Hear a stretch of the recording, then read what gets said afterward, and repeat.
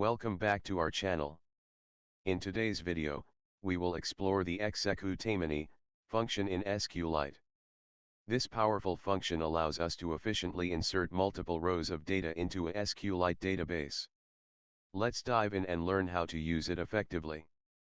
The executemany function is a convenient way to insert multiple rows of data into a SQLite database with a single command.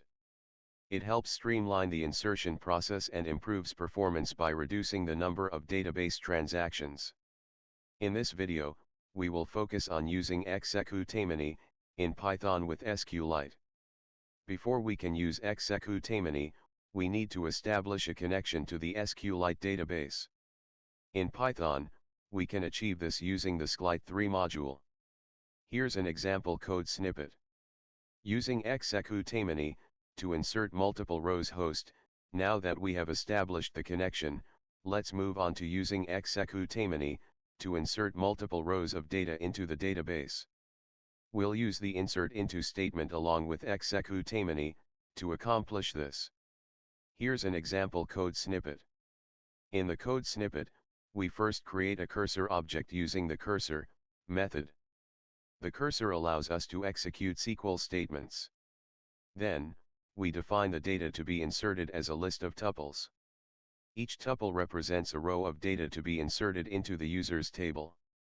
Finally, we use executemany to insert the data into the table and commit the changes to the database.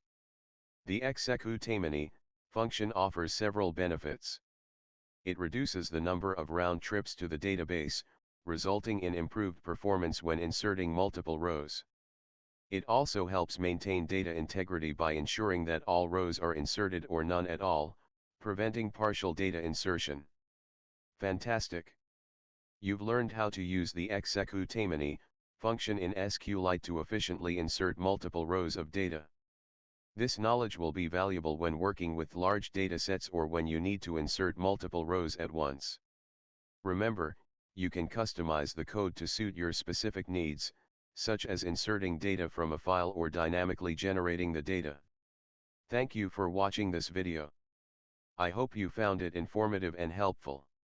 If you have any questions or suggestions for future videos, please leave them in the comments section. Don't forget to like and subscribe to our channel for more exciting content. Until next time, happy coding!